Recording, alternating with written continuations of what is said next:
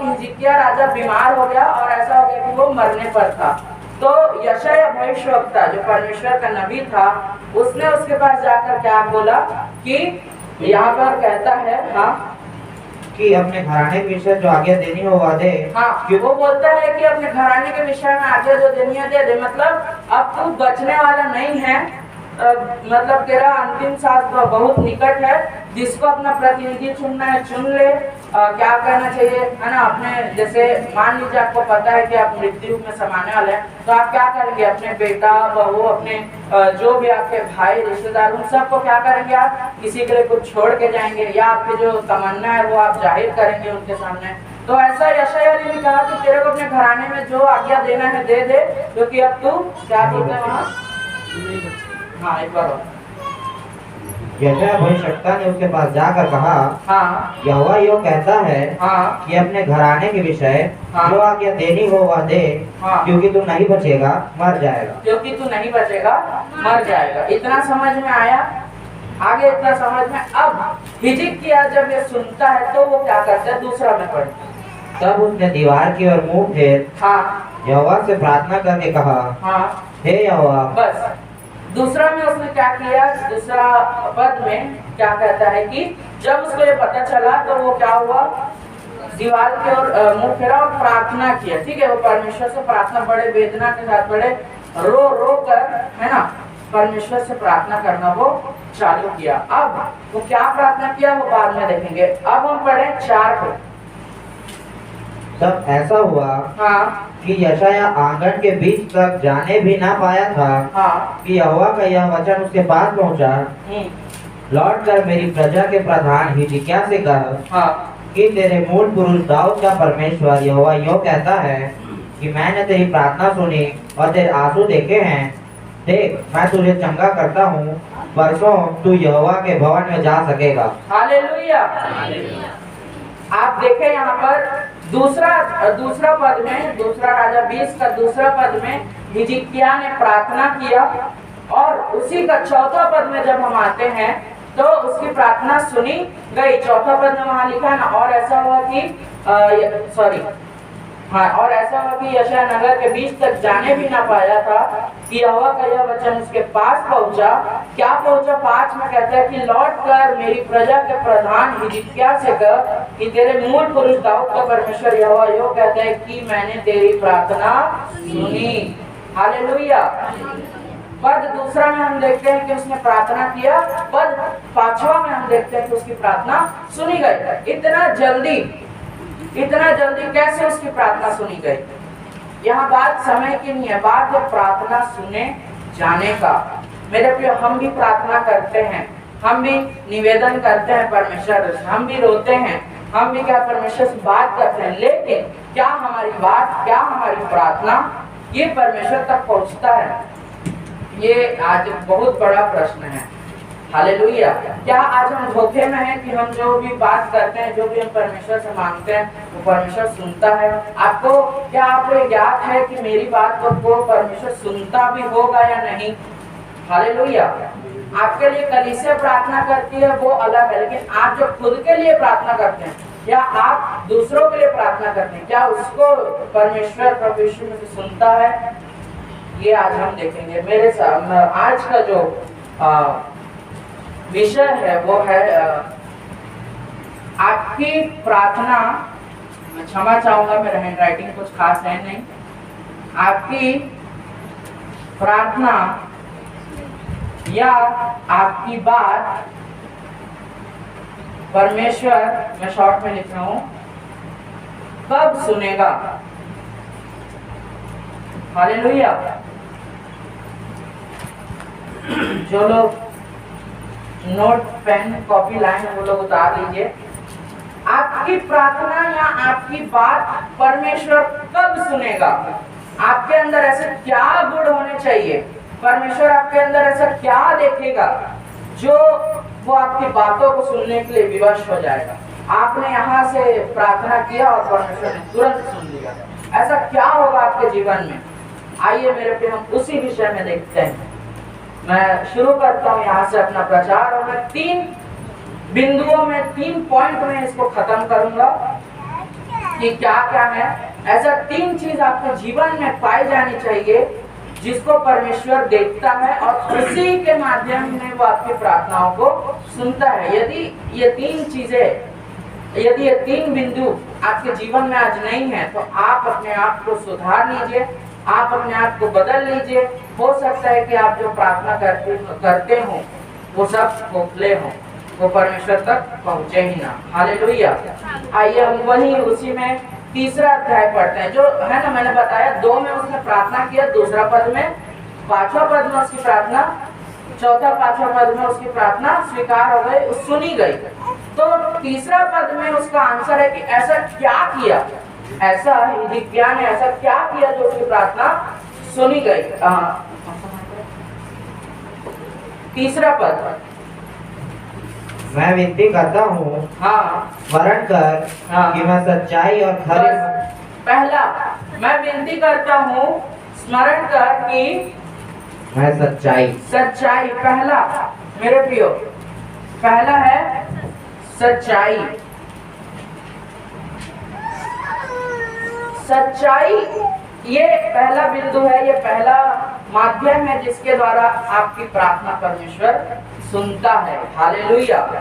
सच, सच्चाई, सच, गलत, सच, झूठ, ये सब हम बहुत सुनते हैं। आज आपको मैं थोड़ा सा अलग बताना चाहूंगा। अलग यानी कि ये नहीं कि उसका परिभाषा बदल दूंगा, आपको कुछ बातें बताऊंगा, आप उसको अपने मन में सोचिएगा। और ये जितने भी बातें आज मैं बता रहा हूँ, शॉर्ट में बता रहा हूँ, आप जब अपने घर में जाओगे तो एक जगह शांत से बैठकर आंख को बंद करके मनन करना कि आज जो जो मैं बताया हूँ उसको आप और गहराई में जाते जाइए और परमेश्वर आपकी सहायता करेगा। तो पहला बिंदु, पहला बात है कि आपके जीवन में सच्चाई होनी चाहिए, तभी परमेश्वर आपकी प्रार्थना को सुनेगा। मेरे साथ निकालिए मत्ती रचित सुसमाचार, उसका 22वां अध्याय और उसका 16वां वचन।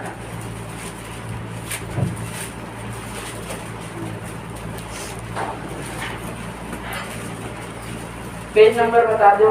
37। ठीक है। और यदि आप नहीं भी निकाल पाते तो सुनने में ज्यादा ध्यान दीजिए। चलिए। अतः उन्होंने अपने चेलों को हेरोदियों के साथ उसके पास यह कहने को भेजा, हे गुरु, हम जानते हैं कि तू सच्चा है। ठीक है। हे गुरु, हम जानते हैं कि तू सच्चा है। यीशु मसीह के बारे में बात हो रहा है। और परमेश्वर का मार्ग सच्चाई से सिखाता है। और यीशु मसीह परमेश्वर का मार्ग सच्चाई से सिखाता है। और किसी की परवाह नहीं करता। किसी की परवाह नहीं करता। क्योंकि तू मनुष्यों का मुंह देखकर बातें नहीं करता। क्योंकि तू मनुष्यों का मुंह देखकर बातें नहीं करता। हालेलुया। तो एक जो सत्य के बारे में आपको मैं बताना चाहूंगा, जो लास्ट में एक जो शब्द आया ना, वहाँ को बहुत अच्छी बात वहाँ बोला है कि क्योंकि तू मनुष्यों का मुंह देखकर बातें नहीं करता। ये मेरे प्रियो आपके जीवन में दिखनी चाहिए। अगर इसको मैं बहुत सिंपल शब्दों में बोलूं, जैसे कि मैंने कहा कि मैं छोटा छोटा बात आपको बता रहा हूँ, आप उसको घर में जाकर गहराई से सोचिएगा, उसमें और डूबते जाइएगा। तो सच्चाई मेरे प्रियो, एक बात है, सच्चा वही है जो मनुष्यों का नहीं, परमेश्वर को देख के बात करे। हालेलुया। आप यदि मेरे बातों को समझ पा रहे होंगे तो सच्चा वही है जो मनुष्यों को नहीं देखता, जो परमेश्वर को देखकर अपनी बातों को करता है। हालेलुया। आज मनुष्यों के बीच में क्या होता है? तर्क वितर्क होता है। हमारे एक मनुष्य के सामने एक तर्क रहता है तो दूसरों के सामने दूसरा तर्क चले जाता है। मेरे कहने का मतलब, एक बात होना चाहिए जो परमेश्वर को देखकर हम बोल सके। यदि हम परमेश्वर के सामने या परमेश्वर को स्मरण करके कोई बात अगर हम हिम्मत से या कॉन्फिडेंस से कहें तो वो बात आप सारे दुनिया में कहीं भी कर सकते हैं। हालेलुया। जो बात आप परमेश्वर से कहने से घबरा रहे हो तो आप समझ लीजिए कि वो बात क्या है, गलत है। इसीलिए आप परमेश्वर से नहीं बोल पा रहे हो। आप मनुष्यों के सामने गला फाड़ फाड़ के चीख चीख कर उस बात को कह रहे हो, लेकिन यदि आप परमेश्वर के सामने अपने बातों को नहीं कर पाते ना, तो वो बात गलत है। यदि आप परमेश्वर के सामने उन बातों को करने से डरते हो तो वो बात गलत है। वो बहुत सारी बातें हो सकती है, मैं उसमें नहीं जाऊंगा। तो पहला जो इसमें सच्चाई के अंदर पहला बात जो है कि सच्चा वही है जो मनुष्यों को नहीं परमेश्वर को देखकर बात करे। हालेलुया। दूसरा, नहीं अभी उसमें नहीं, सच्चाई के अंदर ही चल रहा हूं मैं। दूसरा जो है वो एक ध्यान से सुनिएगा, सच्चाई है जो हम बोलते हैं ना, वचन में पढ़ते भी हैं कि सत्य तुम्हें स्वतंत्र करेगा। तो एक बात कहना चाहूंगा मेरे प्रियो, सच्चाई के या सच बोलने के, सच्चाई के दो पहलू होते हैं। सच्चाई के क्या होते हैं? दो पहलू होते हैं। जैसे एक सिक्का के बोलते हैं ना, दो पहलू, दो साइड होते हैं, एक क्या चिट और एक पट।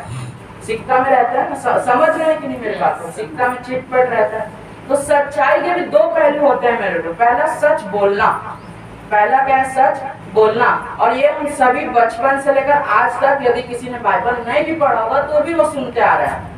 जब हम क्लास 1-2 में रहते हैं या कोई स्कूल नहीं भी पढ़ेगा तो भी उसको ये नैतिक शिक्षा मिल जाता है कि आपको सच बोलना है, झूठ नहीं बोलना। लेकिन इसमें हम अमल भी करते हैं बहुत हद तक और अच्छी बात है। लेकिन जो दूसरा पहलू है मेरे प्रिय, उसमें हम ज्यादा ध्यान नहीं देते और वो आज भी बहुत नीचे है, और वो है सच सुनना। हालेलुया। पहला पहलू है सच बोलना, दूसरा है सच सुनना। और इसी दूसरे वाले में हमारे प्यारे विश्वासी भाई और बहन लोग क्या है, पीछे रह जाते हैं। सच बोल देते हैं, सच सुन नहीं पाते। मेरे प्रियो, सच कड़वा होता है, ये हम बोलते हैं तो उस कड़वाहट को सुनने के लिए तैयार भी रहिए। हालेलुया। सच कड़वा होता है तो ये मत समझिए कि मैं सिर्फ कड़वा कड़वा बोलूंगा, ये भी जान लीजिए कि आप कड़वा कड़वा सुन भी सकते हैं। हालेलुया। यदि आपने कुछ गलत किया है तो परमेश्वर आपको उस सच से क्या है, उस सच से गुजारेगा, उस सत्य से गुजारेगा और आपको सुनना पड़ेगा। और यहीं पर हम नहीं सुन पाते, हम झूठ सुनने के लिए हमेशा तैयार रहते हैं, हम किसी की चुगली सुनने के लिए तैयार रहते हैं, लेकिन सच सुनने के लिए तैयार नहीं रहते। मैं ज्यादा डिटेल में नहीं जा रहा हूँ, मैंने आपको बोला ना बेटा, कम शब्दों में आपको बता रहा हूँ। घर जाके यदि आप उसको 2 मिनट भी सोचेंगे तो आप उसके गहराई को समझ जाएंगे। सच बोलना एक बात, सच सुनना दूसरी बात है। हालेलुया। तो यदि आप मसीही हैं, यदि आप विश्वासी हैं, यदि आप प्रभु यीशु मसीह को अपना उद्धारकर्ता ग्रहण कर चुके हैं, तो मेरे प्रिय सच बोलने के साथ साथ सच सुनने के लिए भी तैयार रहें। वो आपके जीवन में कभी भी, किसी भी वक्त, किसी भी मोड़ पर आ सकती है और उसके द्वारा आपको हो सकता है बहुत धक्का भी लगे, लेकिन जिस मसीही ने सच सुनने का काम कर लिया, जिसको सच सुनने की आदत लग गई, तो मेरे प्रियो उसके लिए क्या है, बहुत अच्छा, बहुत इजी हो जाता है परमेश्वर से बात करना। मैंने आपको बताया था ना कि सच्चा वही है जो परमेश्वर से क्या करे, परमेश्वर को देख कर बातें करे।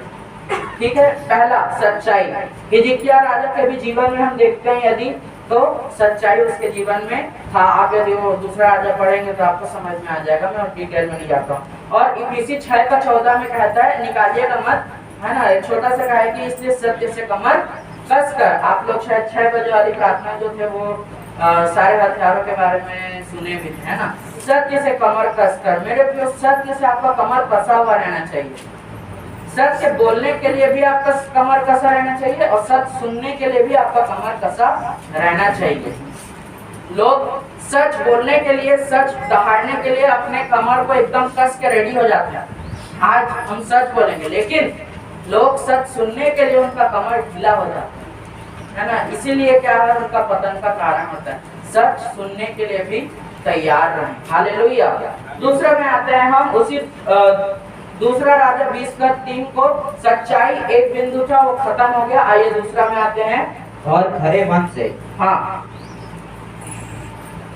और खरे मन से अपने को तेरे सम्मुख जानकर चलता आया हूँ।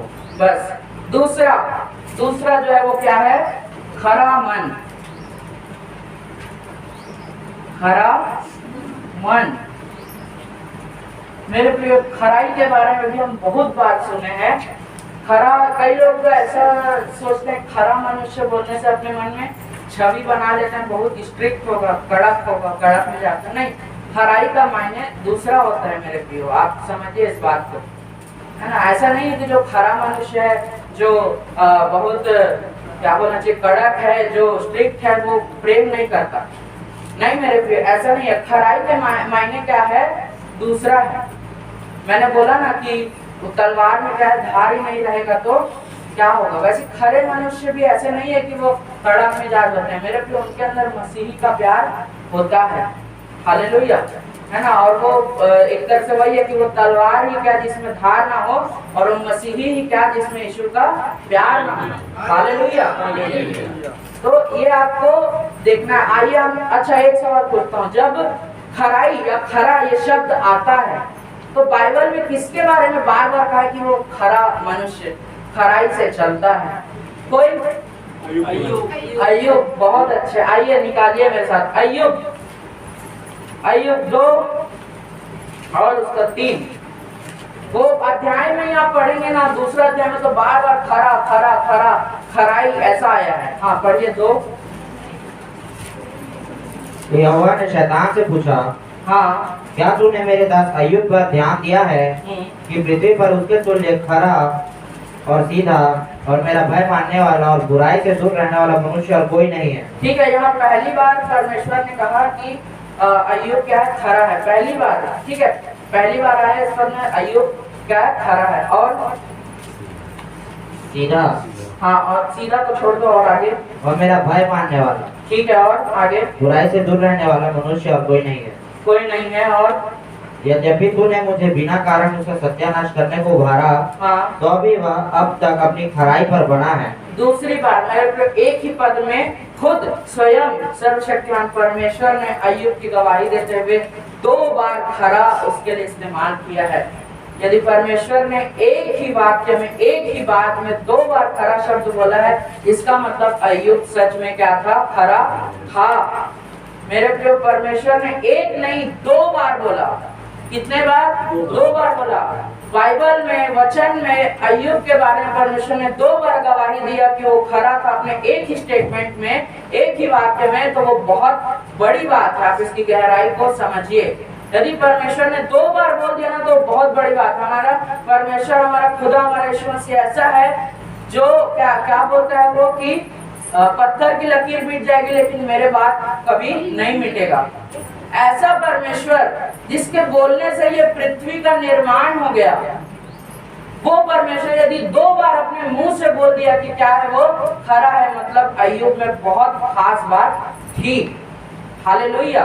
और उसी में और आगे भी देखते हैं, ये परमेश्वर ने कहा है खरा, अब उसके ऊपर मुसीबत आया, तो क्या मुसीबत आने के बाद उसने अपने खरेपन को छोड़ दिया? आगे हम देखते हैं, उसी में 9 को पढ़े। तब उसकी स्त्री उससे कहने लगी, क्या तू अब भी अपनी खराई पर बना है? हाँ, परमेश्वर की निंदा कर, और चाहे मर जाए तो मर जा। हालेलुया। उसकी पत्नी, अय्यूब की पत्नी, पत्नियों को है ना एक शब्द बोलते हैं अर्धांगिनी, अर्धांगिनी शब्द आता है ना, मतलब दोनों एक है मेरे प्रिय, पति और पत्नी दोनों एक है। लेकिन वो पत्नी, अय्यूब की पत्नी उसको बोलती है कि तू कब तक उस परमेश्वर के खराई में रहेगा, तू परमेश्वर को गाली दे, परमेश्वर की निंदा कर। क्या किया उसने तेरे लिए? घर बार जायदाद, इतने अमीर थे, रईस थे, सब छीन लिया, रोड पे आ गए, सोने के लिए कुछ है नहीं, खाने के लिए कुछ नहीं है, बीमारी अलग से। तब भी से मेरे प्रिय उसकी पत्नी ने उसको बोला कि तू क्या परमेश्वर की निंदा कर। यानी यहाँ पर आप अय्यूब के खराई का लेवल देखिए, अय्यूब के खराई की स्थिति स्तर को देखिए कि इतना सब होने के बाद भी उसकी पत्नी भी उसको बोलने लगी कि तू परमेश्वर की निंदा कर। अय्यूब इतना खरा था, खरा।